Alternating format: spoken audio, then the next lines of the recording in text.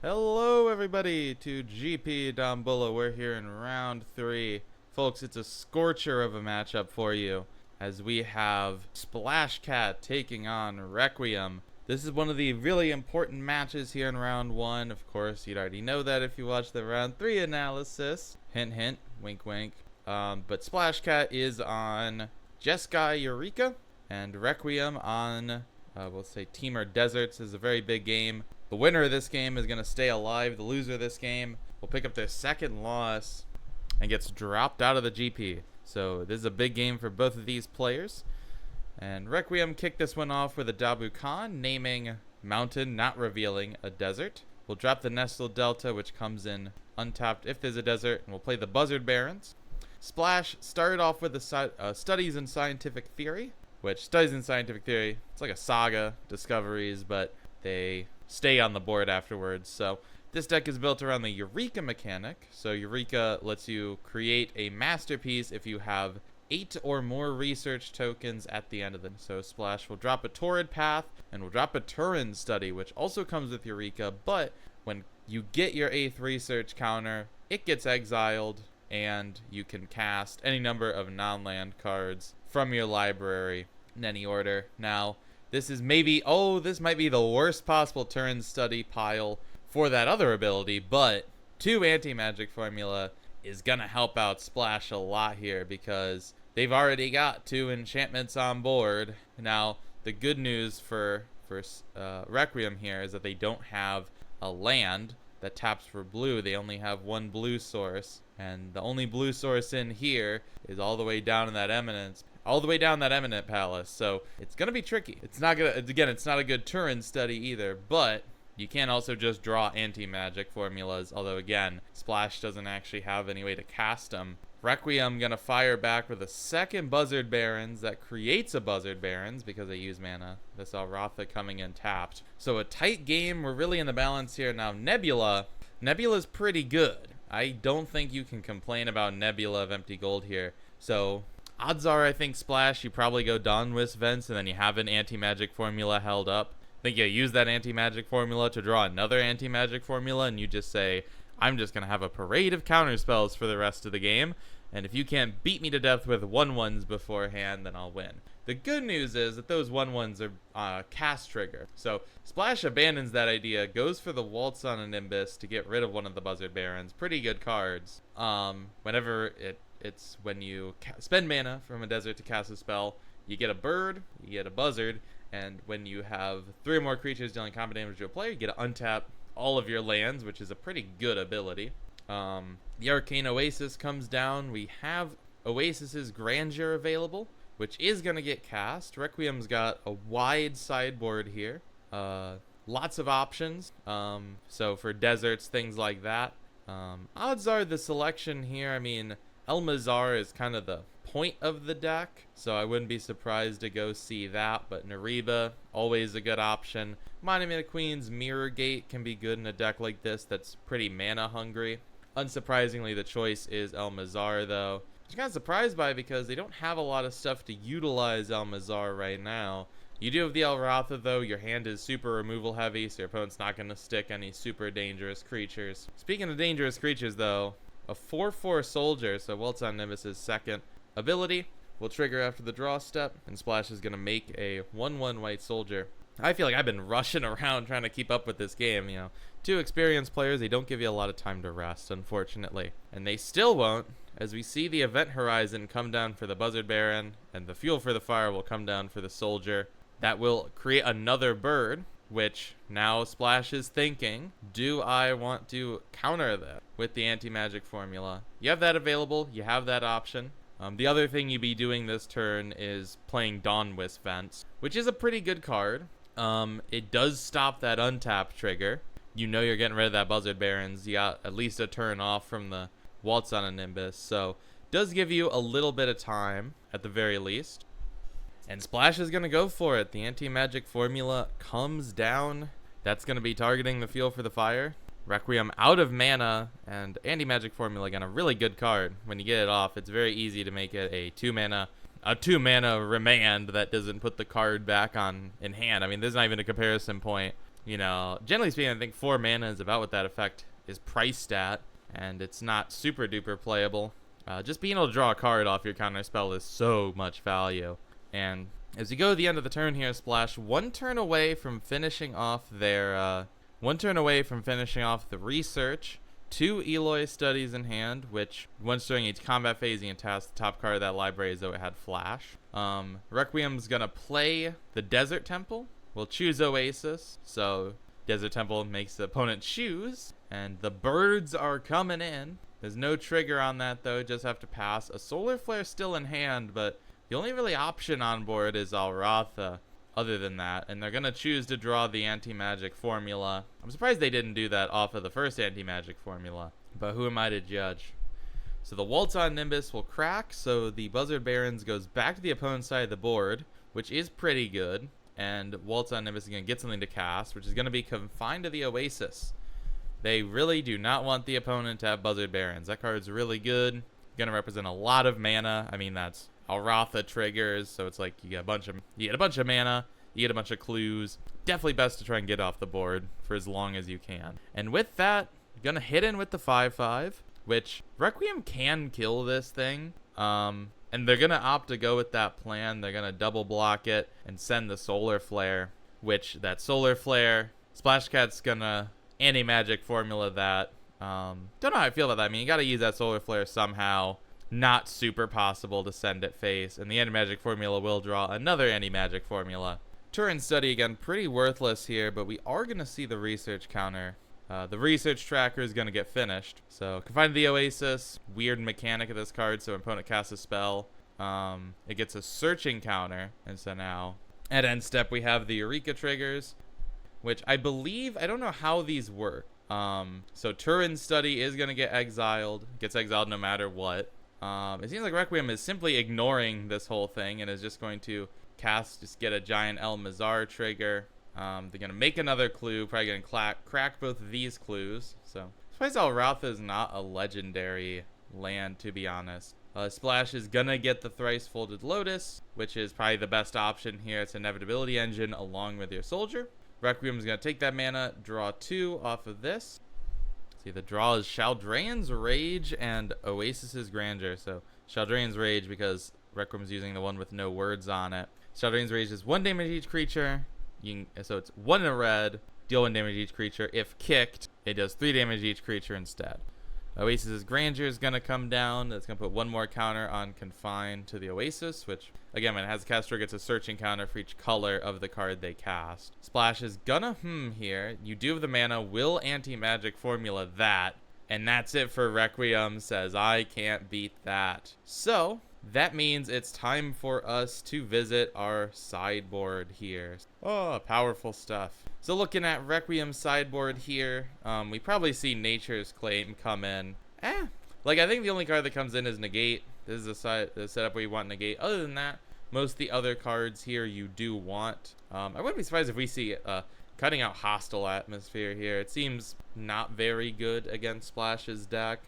They're able to control your buzzards enough, it's hard for you to get like really high damage turns with Buzzard Barons. Either that or probably Shaldrayan's Rage. I mean, Shaldrayan's Rage has to go here, actually. That card just is pretty much stone useless versus Splashcat. On Splashcat's side, taking a look at the board here, maybe Nyxfall. I don't know if you're saying there's enough of those creatures on the board. So lots of options. I don't think there's any Hold Steady Engine triggers. I mean, you can always choose. I mean, your opponent's deserts are making things. I guess you could bring this in for Alratha. That is your opponent's best card draw engine. It's their best chance to stay in the game. Don't think there's anything to bind in silence here. I don't think there's any one card that's important enough. Again, maybe you bring in Nyxfall. It is pretty good, but I think you'd rather keep your ways to deal with the actual enchantment as opposed to finding ways to deal with the creature. Opponent has 2 Buzzard Barons, you blow up all the creatures, they just cast a spell next turn and they still have more Buzzard Barons, and you're kind of set back a little bit. So it'll be interesting to see what players do here. There's good options on both sides. And as we come back to the game, which I forgot I actually have to do. Boom! We're back to the game. Game 2 is kicking off here. And Hello there. Ricky, thank you for joining us. Okay, hopefully the volume isn't too bad Partway through. because You sound I fine know on that my was end. very robot-y. Yeah, you sound fine on my end. Maybe OBS doesn't like it. Who knows? Everyone say hi, Ricky. Yeah, this is game 2. Yep. Splash drew like 3 anti-magic formulas game 1, so just kind of ran away with it. This game here starts off a little slower. We get the negate here as expected. Requiem brings in the negate. This is the obvious matchup you bring that in for. Are you supposed to negate that on turn 2? Turn study, yeah. You can't I mean, that's what else are you gonna use it on? Turn study it's like how your opponent wins the game. It's how your opponent does the thing their deck does. Lets them look 5 cards deeper. I mean, it's not like turn stage doesn't do that much, right? It's until it does stuff, like until you get the Eureka. I mean, for example, like last game, it hit 2 anti-magic formulas off the top, so they just got. Yeah, but you still have to naturally draw them, right? In theory, yeah, but it gives your opponent research counters, which gives your opponent mana, gives your opponent damage. I think it is the right counter spell. Again, I don't think there's much else you would be countering in that situation. I mean, don't you want to counter the walls on Nimbus instead? Or I guess it doesn't matter that much. I mean, Slices and lets it through. Yeah, second turn say comes through. 2 Oasis's Grandeur in hand. Those are instants, so assumedly Requiem is saying I'd rather Grandeur on end step than negate this thing. Okay, but like, what are you doing with all your mana? Casting Oasis's Grandeur. No, I mean like after you fetch your Almazar. Well, are you fetching Almazar? I guess you don't have to fetch Almazar. Good question. I wonder. You probably get. You get Nariba, right? That's pretty good. You get Almazar, you get Nariba. You have a card draw engine. You're happy Isn't with that a bit slow? I mean, there's nothing else you're gonna do. That's just that's just a contention with the game plan of the deck. I think at that point, because that's the sideboard options. The one thing I was surprised is not seeing a Alratha in the sideboard. Honestly, so I mean, Alratha is kind of just worse than Nariba if you have Almazar out, right? Or at least it's more like that. So they're going to upkeep something. It seems like. As I'm just watching as Splash is trying very desperately to pause. So. The Slicer Sim search. This is what happens when you join, Ricky. This is what happens when you join. Everything was going fine for the game, and then you had to waltz in here. You joining the game shook the player's ability to play Magic. This is definitely what happened. I am a judge magnet. You are. It feels like we've had a lot of judge calls. So what happened in this game is, Requiem searched their library for Almazar, did not search their sideboard for Almazar, which is not how Oasis's Grandeur works. You can't search your library with it. But they do have a copy of Almazar in the sideboard, right? So like, it's probably just like a misclick, basically. I mean, I would assume so. We will have to see though. How do you even like solve this as a judge? I don't know, because I'm not a judge. If only I were a judge. Don't you like read judge blog posts just for fun? Don't you watch judge videos? Not really my speed. No, I'm not a judge's mailbag kind of person. I barely play Magic anymore. I don't really even need to know the rules. I just know what the trees and the fires are. But presumably this doesn't change the game state that much. There's no way Requiem put the second Almazar into their deck in sideboarding. At least I would hope not. I mean, but we can talk about the game state a little bit, I guess, while we're here. I had this issue last game. These people are pretty fast Magic players. I felt like I was at, I was like 120 words per minute trying to keep up with what was happening. And then I come in and now suddenly it's stalled. You're helping out. You're giving me, there's a little bit of a rest period here. It felt like there wasn't in game 1. It was a lot of just playing cardboard was flying, or really Pixels was flying because we're on a digital interface. But let's see, I guess I should try and keep up with any discussion that's happening.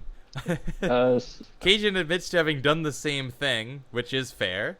It is a weird effect. It is a really odd effect. So for Oasis's Grandeur, just to read again, let's mouse over it here. So costs 1 less to cast for each card drawn this game, and then you may reveal land cards from outside the game and put it into your hand. Did I say this game? I think I meant this. Even you are reading it. For every single card you draw this game, it costs 1 less. That would be like a funny unset card though, wouldn't it? Unlike it's like a 15 drop, costs 1 less for each card you draw in this game. Yeah, I'm pretty sure there's like a mystery booster card that has that effect or something like that. There's one that's based on turns. There's one that costs 1 less for each turn you've taken in the game, I believe, or it does something based on each turn you've taken. Yeah, control win condition, right? That's what it was yeah, called. I think that's yeah, exactly. Yeah, so Splash, this is a pretty good turn study. Turn study, when it hits 2 counter spells and 3 lands like it did game 1, isn't super great. In this case, it's staring at a second turn study, a Bottle Lightning, and then a Splash decided to bring in the Moonlit Sanctum. I'm gonna presume for waxing. I guess they want the life gain in this matchup, which makes sense. Opponent's win con is kind of attacking with 1/1s and using Hostile Atmosphere, so the life gain is not meaningless. I can't imagine waning does very much in this matchup, since Requiem just has so much mana thanks to Almazar. Huh, apparently the undo actually worked, even though the card left the hand. I didn't know Cactus was able to do that. Undo Draw got a lot of like buffs recently, didn't it? I thought it got a lot of improvements. No, not a lot. It's just now that if you can't undo the draw, it'll log that to everyone chat. Well, I don't know if the card Requiem drew might not have left hand. Oh no, it must have, because they had Oasis's Grandeur and Negate and Well, no, they literally played. They literally played Field to the Fortifier. Yeah, it just undoes it. Yeah. Oh, they put it back in their hand. Yeah, and then they did that draw. So like Cactus was able to track that the card moving between zones. That's interesting. I don't know how Cockatrice handles that stuff. I assume it's because I think it's because when a card moves between zones, it still has the same card ID. I was gonna say if it's assigning each card a unique ID when it enters. Yeah, like then if you yes. if you have there's actually a debug setting you can turn on that will show all the card IDs for every card. I have it turned on all the time because I'm too lazy to turn it off. Oh. So like if you watch my commentary videos, all the cards have a number next to them. I did not know that. I don't poke around Cockatrice settings that much. I probably should. You should turn that on too. Yeah, just to make it more interesting. Just to make commentary more interesting, so that we can talk about card IDs when there's nothing else going on. Yeah, and Requiem plays card number 75 here. Actually, it's number 30. Number 30. And they fetch number 69, Nariba Sancho Archives. That's interesting. I wonder how it is. Do you know how it assigns the numbers? I think it's sequential or something like that. I say because if it was sequential, then surely Nariba would have been 6. Well, I guess it would have been 31, maybe. Oh no. Well, actually, Almazar is 68 right now, apparently. I say probably his deck list order. It's probably like 61 through 75 is sideboard, because both of those are sideboard cards. Back to the game. So Requiem back to the uses Almazar and another Oasis Grandeur, got a Nariba and drew 2. Also now it's Hostile Atmosphere, Splash. Wait, when did they play that? It comes back from the Waltz on Nimbus this turn. Oh, okay. It has ID number 0 now. Okay, I mean, we're learning things. This is something. See, this is something that you just don't get with my commentary. You know, no one can give you the complete picture. Truly. I mean, like if you just change the debug settings and restart Cockatrice, you can have the card IDs too. But then but the commentary, it's too late now. Well, Splash yeah, go ahead. I say Splash is gonna get a Turin study off of this Waltz on Nimbus and will cast it. So now it's 2 Turin studies libraries, which pretty good. Also has a studies in scientific theory in hand. Has an event horizon to control Requiem's board.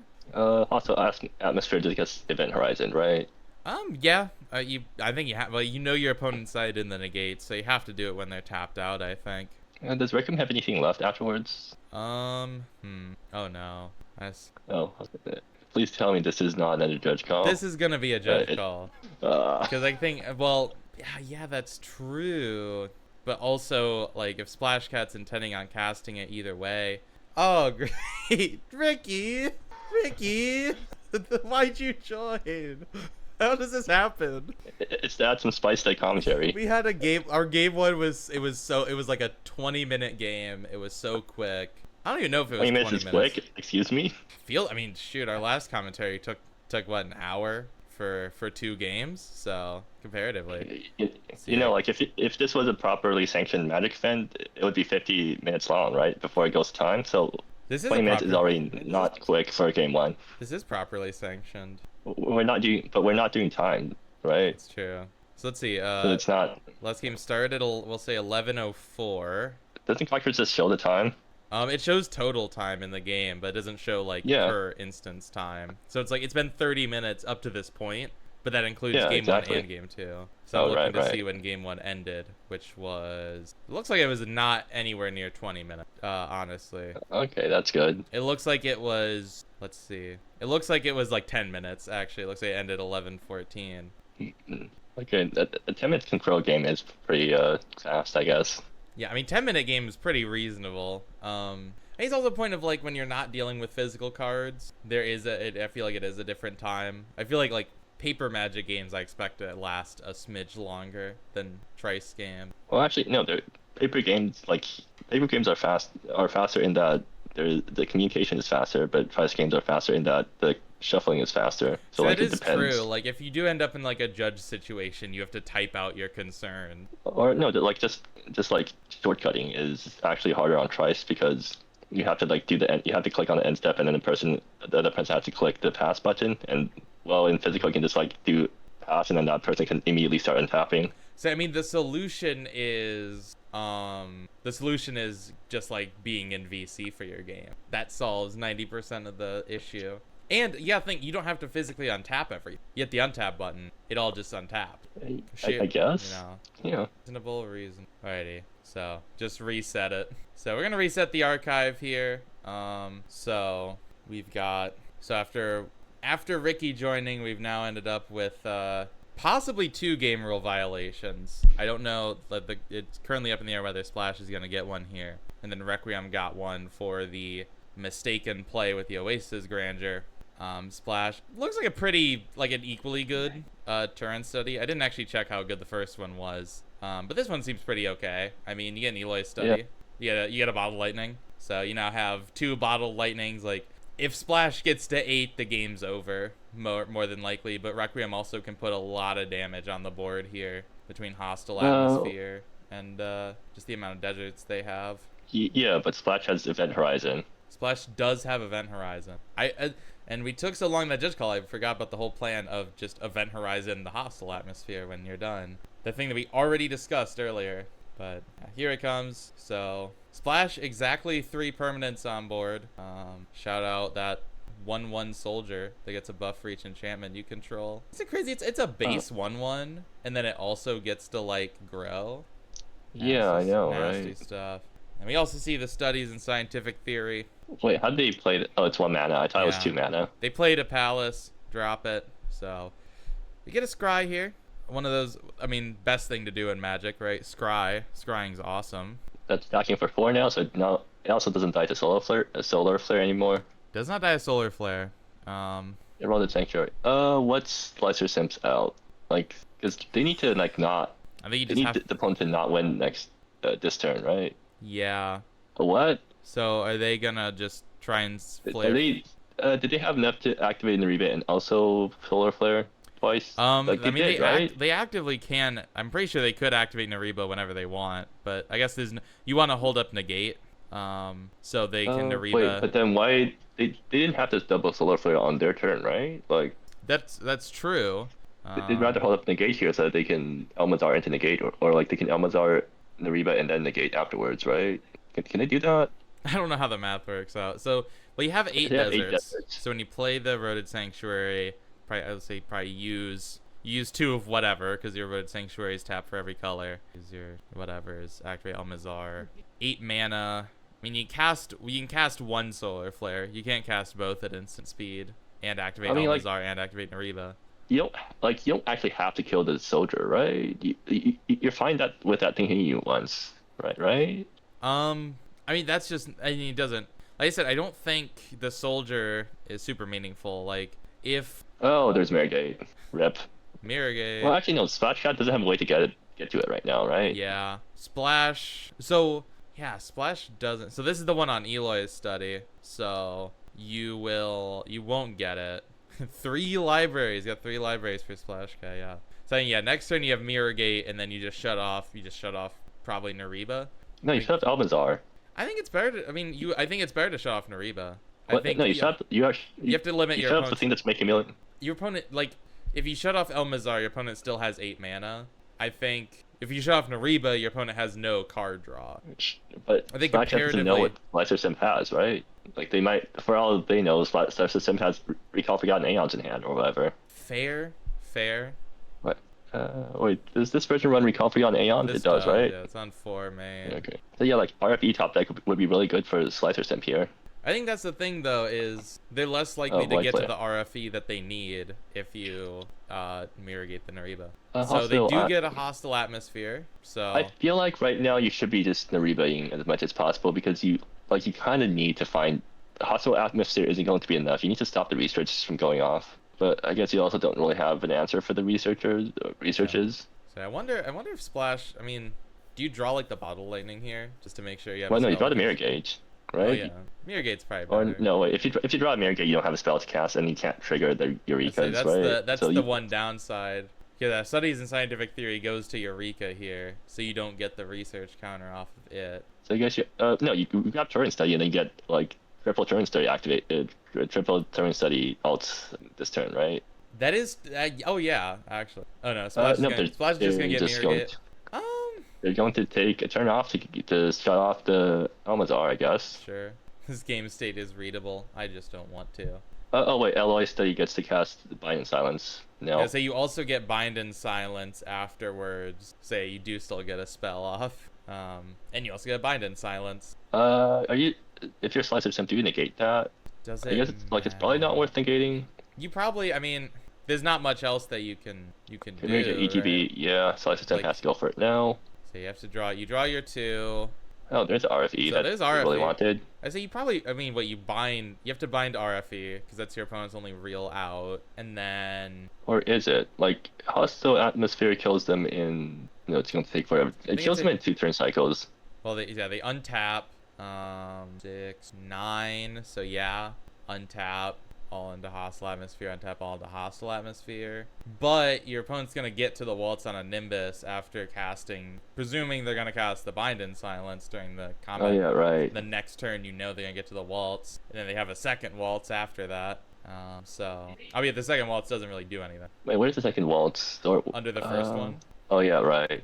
Wait, isn't that under Eli Study so it doesn't get free cast? It does get free cast, but you're gonna cast. It's gonna be on top for you to cast next You can turn. only cast once per turn, right? Next turn. Yeah, next turn. Yeah, But you get it next turn. it's next. Yeah, it's next turn. Are you cracking an eroded sanctuary here if you're Requiem? No, absolutely not. You do not want to be going down on land, and especially since like, or actually maybe you do. I'm not So sure. if you draw, it's a thing of if you draw a land off the recall. So like right now you have recall, recast, recall. That's a. Oh, does that Masquerade Slicer Temp? I mean they have. I mean Nariba's mirror gated. No, they didn't get near. Oh, yeah, they had- named Nestle Delta. Interesting. I don't know if that. I don't know. I guess I mean they have less blue, but Eroded Sanctuary is still tapping. Yeah, I don't know about that. Because Eroded Sanctuary still taps for blue because of the Arcane Oasis. So Requiem still has 3 blue swords. I don't think hitting and like they don't have the blue density for that to be meaningful. Do you negate this? What else? I mean, that's a really They good are going to negate it. Oh, they're not. They are. Oh wait, what? They're gonna solar flare. That Okay. interesting. Very interesting. I feel like that's a mistake because do you think Splat I don't think that's the play. No. yeah, like just use hostile atmosphere to deal the 2 damage because like Oh, your yeah. hostile atmosphere is not going to last their turn, but you can still have solar flare in hand. So like Yeah. you're just missing out on 2 free damage. So we'll name Cosmic Coalescing. Fairs. Pretty good answer. Pretty good card to I name. mean, yeah, because Cosmic just one shots because Splashcat does not name Elmazar, so I guess Yeah. that is reasonable to name. Oh wait, yeah, Slicer Sim should have negated that thing so that Cosmic Coalescing is open to the top deck. Yeah. So especially because they're not gonna like it's just choosing that we're not gonna negate at all because they're using the mana to solar flare there instead. I don't think that is the right answer. Solar flaring in response to that. If you're not gonna negate the Bind and Silence to keep your Coalescing alive, then you should at least have a reason to be saving it and say, well, I want to make sure I can counter my opponent's next turn study I know they're going to cast so that they can't keep this chain going, or I want to use it on the Moonlight Sanctum so that my opponent can't start outpacing my ability to do damage with them. Splash isn't at that point, but is at least the point where it gives them like another turn. So. Maybe Splashcat is, or maybe Slicer Simp is thinking about like if they can just lethal Splashcat this turn or on their next turn, and that's probably it. Like you have a lot of deserts, you know. Would one life matter in this scenario? Like the one life between Solar Flare and Eroded Sanction and Hostile Atmosphere hits? So like the most efficient thing for Requiem now, 1 mana for Void Flare, put Splash to 12. So if Slicer Simp had Cosmic Coalesce in hand, how much damage would they deal next turn? Maybe that's what. Maybe so like. Your Elmazar is live, so you would make this is for each desert. So you play the Nestle Delta, tap 2. You make 9. You make 9, and then you have 6 mana left. So you have 15 mana to put into a Cosmic Coalescing. Huh. So that's 13 damage. Only 13. Okay, that doesn't actually hit any breakpoints. But with the Void Flare, I think you can, because you can Void Flare with one of the mana to put them to 12, and then you have you Void Flare, then you have 14 mana, which is exactly lethal. Okay, so I guess maybe Slicer Simple is trying to represent the Cosmic Coalescing in order to force the opponent to name it with Bind and Silence. Maybe that was ahead of the play that they were thinking of doing. I say, but wouldn't you rather just counter the Bind and Silence and then have the Cosmic Coalescing as an option? Maybe they're playing around the second Bind and Silence, or like a counter spell for an opponent. Yeah. Wait, but then that still makes no sense. I say Splash only has 2 Bind and Silences, so you're playing around having drawn both of them at this point when you're seeing most of the cards your opponent's drawing. Or maybe you're playing around anti-magic formula, so that's why you're keeping it in the gate. I mean, fair, but then yes, that still doesn't make any. Going Solar Flare plays still makes no sense there. Yeah. Is that because, again, Solar Flare Solar Flare only gets you to that point if you don't have the Bind and Silence there, but you do have the Bind and I don't know. So, we got a lot of cards to resolve. So, the first turn study, Bottled Lightning, another turn study, and a Moonlight Sanctum. And then the next one should be a Bottled Lightning and Alloy study, and then studies in Scientific Theory. So, Splash is going to have 12 million Eureka triggers every turn. And they also get a studies go away, right? What was it? The turn studies they get exiled, but they still should have 2 Bottled Lightnings and 2 studies in Scientific Theories and a leftover turn study. So it's a lot. It's a lot of triggers. No wait, you still get to keep the library around after the trigger. You don't have to cast everything from it. Yeah, you just cast any number of non-land cards from it without paying the mana cost. So you're still like staring down. Or no, you're just staring down a bunch of lands in the remaining libraries. Pretty much, yeah. So if you ever need a land, I guess, but obviously not many situations you would choose to draw a land over getting to cast a spell. So the next Aloy study, we see Distant Path, Moonlight Sanctum, Burning Heels, Bastion, and an Embodied Soul. So some good cards kind of buried there. You have that land stuck on top. That'll kind of pester you. But if you can get into it, you have crazy card draw engine and a second Moonlight Sanctum, which really helps you separate the life totals. Oh yeah, you get a scry on Bottle Lightning. So true. There's so many decisions to make now with the scry. Now you have so many libraries. Yeah, I mean, scrying Distant Path to the bottom is the best answer, I think. So Splash does get, if they cast a spell, they do get another thing next turn, because studies will trigger and give them a research counter, and then they have 4 Eureka triggers after that. So the question is just what can Requiem do at this point? Which Ravage Monument? Are you sure you want to play tapped land at this? Like, Ravage Monument is not going to be relevant this game. Just play untapped land, because the mana break fight might actually matter this turn. Yeah. So there's the Cosmic, 2 Void Flares, Recall. Why are they going to? No, they should recall first. I'm pretty sure they should recall first. Why did they use the Reba there? Are they like playing around anti-magic formula really hard or something? No, even if the opponent has anti-magic, you can still recall through it. Oh yeah, and then Alloys is each combat phase, and that's gonna be it for Requiem, who will pack it up. So a great game there. I think we really got to see Jeskai Eureka go off. Got to see what that deck's capable of in that second game. And of course, Deserts did put up a good fight, all things considered. Oh wait, naming naming stuff off Mary makes them not deserts anymore. I didn't Oh realize that. yeah, that's so true. Yeah, that actually makes sense then. That makes a lot more sense. I mean, Yeah. your only desert payoff is Elmazar, though, right? I guess you have hostile atmosphere on board. Yeah. That's fair. I don't know if it's one of those things where like it's a cool play. I don't. It's one of those things that's kind of a shame. I don't know if it mattered because of how much advantage Splash had. Like especially with the bind to silence there. I don't know if it matters. See, that's also why they couldn't, because then Requiem couldn't play the Nestled Delta in hand because it was a mirror gate. So they had to play the tap land to get more deserts. Yeah. Yeah. Man, that was a really cool play, and I'm sad that I didn't get it until after the game. There's going to be people screaming at us in the comments for like 10 minutes of the video. Oh, I mean, Just like, you're not seeing the line. You're not seeing the line. I mean, at least they discussed it in the chat. Imagine if they just like left the game afterwards and they didn't even just say it, so then we don't even realize. I mean, it works. Yeah, I haven't seen Mirrorgate that much this tournament. Yeah, Mirrorgate's a weird card, I guess. Also, in a sense, there's not a lot. I don't think there's anything really like it in Canon Magic. What? Petrified Hamlet. That card came out like a day ago, man. I can't be expected to know what that card does. Honestly, that was not a day ago. That card came out look.